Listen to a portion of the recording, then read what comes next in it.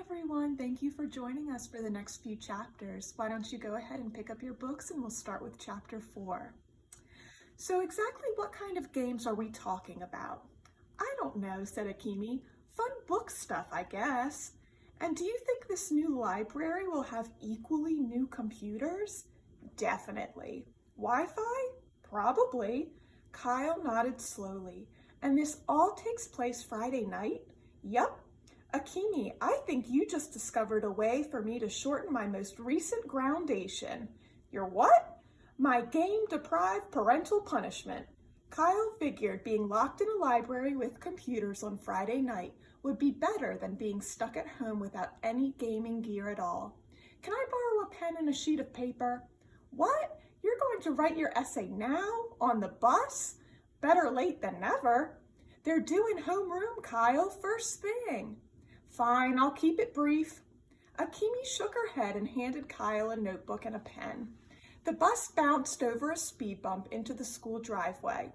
He would need to make his essay really short. He was hoping the 12 winners would be randomly pulled out of a hat or something, and like the lottery people always said in their TV commercials, you just had to be in it to win it. Meanwhile, in another part of town, Charles Chiltington was sitting in his father's library working with the college student who'd been hired to help him polish up his extra credit essay. He was dressed in his typical school uniform, khaki slacks, blue blazer, button-down shirt, and tastefully striped tie.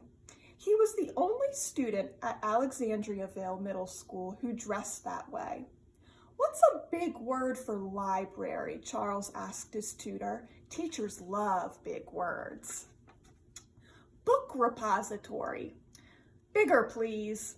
Athenaeum? Perfect. It's such a weird word, they'll have to look it up. Charles made the change, saved the file, and sent the document off to the printer. Your dad sure reads a lot, said his ELA tutor, admiring the leather-bound books lining the walls of Mr. Chiltington's home library. Knowledge is power, said Charles. It's one of our fundamental family philosophies. Another was, we eat losers for breakfast. Kyle and Akimi climbed off the bus and headed into the school. You know, said Akimi, my dad told me the library people had like a bazillion different architects doing drawings and blueprints that they couldn't share with each other. How come? To keep everything super secret. My dad and his firm did the front door, and that was it. The second they stepped into Mrs. Cameron's classroom for homeroom period, Miguel Fernandez shouted, Hey, Kyle, check it out, bro. He held up a clear plastic binder, maybe 2 inches thick. I totally aced my essay, man. The library dealio? Yeah, I put in pictures and charts, plus a whole section about the ancient library of Alexandria, Egypt, since this is Alexandriaville, Ohio. Cool, said Kyle. Miguel Fernandez was super enthusiastic about everything. He was also president of the school's Library Aid Society. Hey, Kyle, you know what they say about libraries? Not really. They have something for every chapter of your life. While Kyle groaned, the second bell rang. All right, everybody, said Mrs. Dana Cameron, Kyle's homeroom teacher. Time to turn in your extra credit essays. She started walking up and down the rows of desks. The judges will be meeting in the faculty lounge this morning to make the preliminary cut.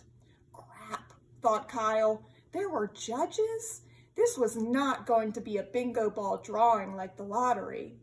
Mr. Keeley, the teacher hovered over his desk. Did you write an essay? Yeah, sort of.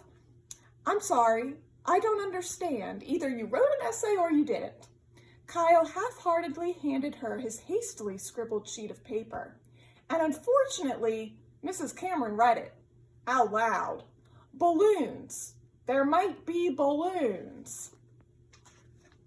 The classroom erupted with laughter until Mrs. Cameron did that tilt down her glasses and glare over them thing that she did to terrify everybody into total silence. This is your essay, Kyle? Yes, ma'am. We were supposed to write why we're excited about the grand opening and, well, Balloons are always my favorite part. I see, said Mrs. Cameron. You know, Kyle, your brother Curtis wrote excellent essays when he was in my class. Yes, Miss Cameron, mumbled Kyle.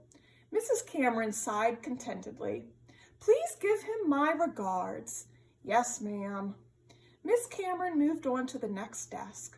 Miguel eagerly handed her his thick booklet. Very well done, Miguel. Thank you, Mrs. Cameron.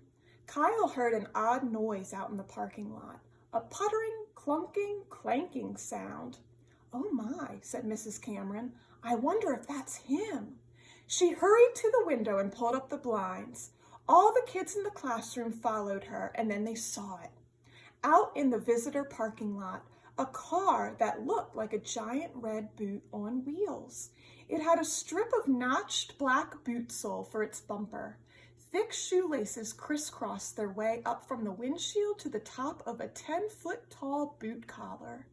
It looks just like the red boot from that game, said Miguel. Family Frenzy.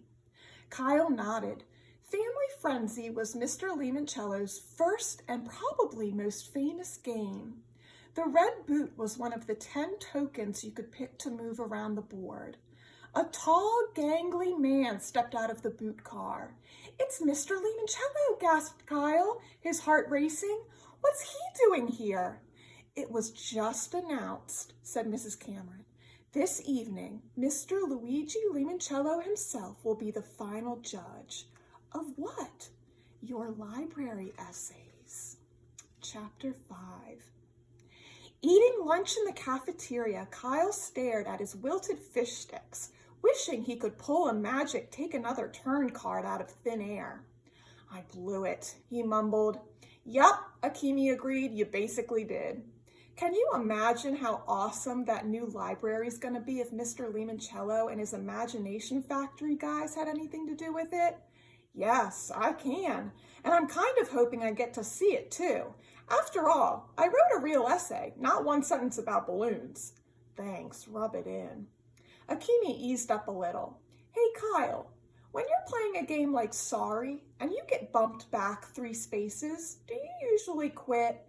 No, if I get bumped, I play harder because I know I need to find a way to get back those 3 spaces and pull ahead of the pack. Hey guys, Miguel Fernandez carried his tray over to join Kyle and Akimi.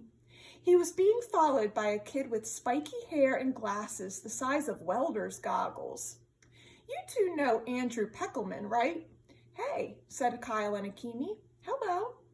Andrew is one of my top library aides, said Miguel. Cool, said Akimi. Miss Eugans, the librarian, just confirmed that Mr. Lemoncello is the top secret benefactor who donated all the money to build the new public library. $500 million. She heard it on NPR, added Peckelman, who more or less talked through his nose.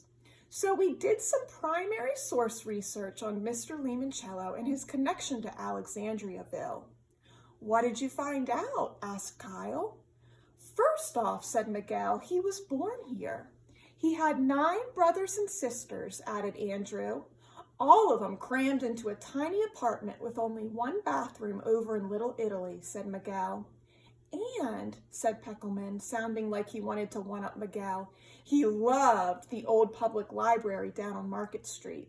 He used to go there when he was a kid and needed a quiet place to think and doodle his ideas. And get this, said Miguel eagerly. Mrs. Tobin, the librarian back then, took an interest in little Luigi, even though he was just, a kid like us.